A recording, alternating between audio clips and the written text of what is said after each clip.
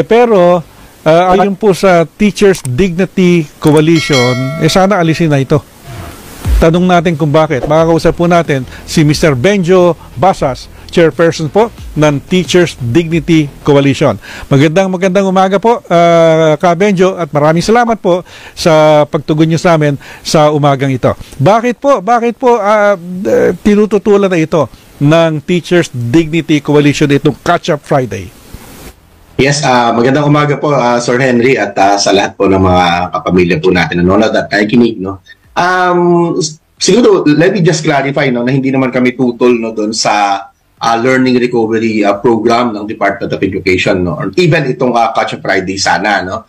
Pero, well, ano na po ito, mahigit isang buwan na po ito, no, na in-implement natin since January 12, no, pero hindi po natin nakikita na essentially ay meron po itong maka-apekto po ito, no, doon sa learning recovery, no. In fact, nakakaano pa nga, no, this is an interaction po, no, doon sa ating regular class, no, program, teaching learning process, no po. Kaya sabi namin, might as well, no, ito ay i-suspend, no, at ipatigil, no, at pag-usapan po, no, ng DepEd and stakeholders, kasi po nagiging burden ito, no, both for students and our teachers, no, kasi hindi naman nag-provide, no, una nung needed materials yung Department of Education, at nakaragdag ng trabaho. Dami talagang trabaho, no, na pinagagawa, no, dito sa ating mga guro, no. Kaya imbes na ito ay makatulong sana, hindi talaga, no. In fact, kahapon, no, nag-monitor po kami sa aming mga members, no, at lumalabas talagang ang dami hindi po mapasok na bata, no. So more than the average, no, tawag dito absences, no po, no, ng mga bata, no, in any day, no, of the week, no, from Monday to Thursday, no. Ito pong Friday talagang marami po, no. So halos nangangalahati, no, in most cases halos nangangalahati po yung classroom natin po. Ano po yung dahilan kung bakit sa inyong palagay, kung bakit mahina yung attendance at nahihirapan o nai-stress lang yung mga estudyante at maging yung mga teachers dito sa Catch-up Fridays na ito? Sa mga estudyante po. Opo, sa mga bata kasi talagang hindi naman, parang hindi nila nakikita, no, na ito ay nakararagdag, no, doon sa kanilang learning, no. In fact, no, kasi ang problema natin, by the way, no, Sir Henry, sa Catch-up Fridays, no, ang problema dito, no, ito ay no, parang one size fits all, no, na intervention, no, activity ng Department of Education, ano. Hindi siya selective, no. So halimbawa, for example, reading, kasi reading is one of the focuses of this Catch-up Fridays, and this is very important, of course, no.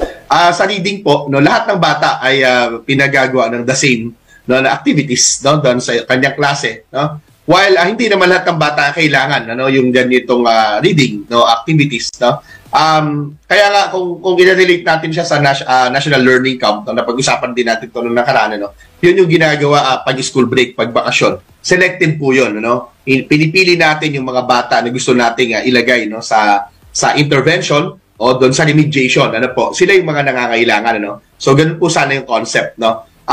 Pero itong Catch-up Fridays po natin, ano po, lahat ng bata, no, na pumasok, lahat ng bata na naka-enroll, no, ay mag-undergo ng the same, no, na process, na the same procedure po, no, na ginagawa, no, sa Catch-up Friday. So we could not expect, no, na lahat ng bata po ay ma-appreciate yan, lahat ng bata ay makita na may necessity na pagdaanan nila yan, no, at we cannot really expect, no, na ganun po, no, yung reception, no, ng ating mga bata and even our parents, no. Unlike doon sa regular classes po natin, no, syempre lahat ay expected na umattend ng regular classes, no.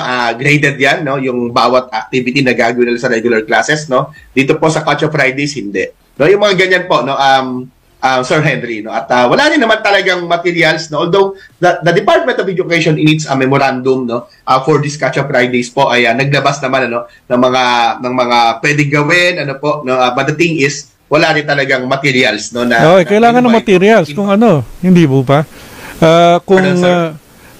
kailangan talaga ng materials para doon sa Catch-up Fridays. Kung otherwise babalikan mo lang yung naging lesson nitong nakaraang linggo, di ba? Opo, paano yung mga ay maboboard na yung iba? Tama po, no. Although marami naman talagang mga activities, no, na prescribed, no, under DepEd memorandum, no. Pero sa totoong buhay, mahirap siyang gawin kapag wala kang materials, no. Wala kang of course, we're talking about reading materials, we're talking about papers, no, printed materials, no. Pero pwede din naman kasi talaga, no, Sir Henry, yung technology, no. Pwede naman tayo gumamit ng PowerPoint, pwede tayong gumamit ng film, pwede tayong gumamit ng mga projector or yung smart TV, no. But then again, that's another challenge, no. Hindi naman lahat ng paaralan natin ay can afford, or even hindi lahat ng teachers natin ay can afford, no, for those technology po, no. And yun yung i-situate ko lang, no, sir, i-relate ko lang, Sir Henry, no. Yun yung dahilan, no, kung bakit may mga ilan tayong mga teacher, no, na nag-resort, no, doon sa pagbili ng mga materials, bumibili ng mga materials yung teacher. Sarili nilang gastos yun. Sa mga online shops na nagbebenta nito, no, na kompleto na hanggang reflection. Kasi dito may reflection dapat yung mga bata. Anong natutunan nila at the end of the day, no, anong natutunan nila, no. So may pagsusulatin sila dito. Pati yun, no, meron na reflection ready-made, no, ng mga materials po. Ay hindi galing sa DepEd ito. Hindi po galing sa DepEd ito. Sariling sikap ito ng mga teachers, bibilin pa nila.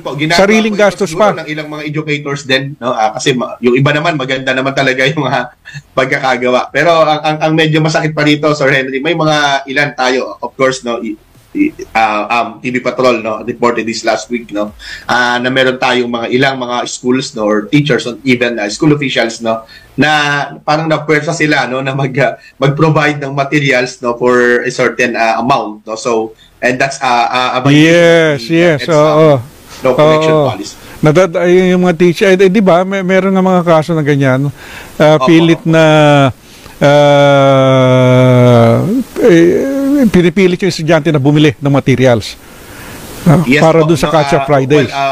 Allegedly pinipilit, no, pero nakausap po natin yung ilan, no, doon po sa mga pinararatangan, talagang out of necessity kailangan nila mag-provide ng materials, no. Pero yun nga, sabi ko nga, kahit pa alam natin na necessity yan, na hindi naman natin pwedeng ibenta yan, no, sa mga bata, no. So they will face the consequence, no, of those actions na ginawa nila, no. Na alam niyo, Sir Henry, parang napaka-unfair nito para sa amin, no, kasi gumawa na ng paraan si teacher, no, pero siya pa yung in the end, no, siya pa yung makasuhan, no.